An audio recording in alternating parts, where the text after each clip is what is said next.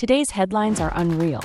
Two massive asteroids just skimmed past Earth, a humanitarian disaster unfolds in Gaza, and an ancient cosmic event is activating tonight. Meanwhile, the U.S. quietly re-enters a global treaty. Are we witnessing a turning point for the planet? Stay with us. This is your global briefing like no other. In Geneva, the U.S. has surprisingly re-engaged with international talks aimed at curbing plastic pollution. For years, U.S. administrations stepped back from environmental pacts. Today's move signals a potential policy shift. Delegates are debating whether to impose global restrictions on new plastic production or prioritize better recycling systems. Industry insiders say major plastic-producing nations are pushing back against limits, while environmental NGOs press for immediate production caps. The outcome could reshape supply chains and global manufacturing, a potentially historic step in international environmental diplomacy. Today brought two asteroid close calls with Earth, 2019 CO1, a jumbo jet-sized rock, and 2025 OJ1, comparable to a 30-story building. They passed within lunar distance, and NASA confirms no danger.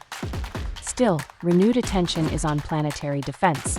Experts cite these near misses as urgent reminders of future hazards. There's renewed lobbying for funding asteroid detection programs and deflection strategies because the next one may not be so benign.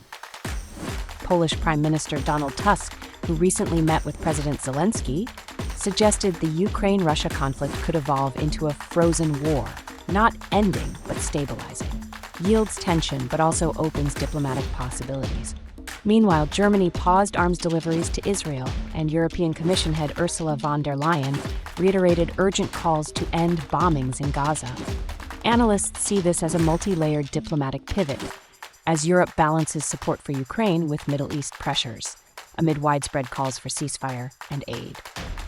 Water in Gaza, already scarce, has now been declared contaminated, compounding rampant food shortages and unsafe shelter. Over 110 Palestinians died today at overcrowded aid distribution points. The death toll since the conflict's start exceeds 60,000. The UN is decrying man-made famine conditions. Meanwhile, Canada officially announced its intent to recognize Palestinian statehood, aligning with growing international solidarity. The World Games 2025 officially opened in Chengdu, China, marking a continental first. Nearly 4,000 athletes from 118 nations will compete in 34 fringe and Olympic sports, including sumo, korfball, and ultimate frisbee. The event promises opening ceremonies rich in culture and symbolism. In astrology circles, tonight marks one of the most potent spiritual alignments, known as the Lion's Gate portal, when the sun in Leo, the star Sirius, and the full moon align. Called an auspicious moment for manifestation, abundance, and transformation, 8/8's numerology cements infinity symbolism.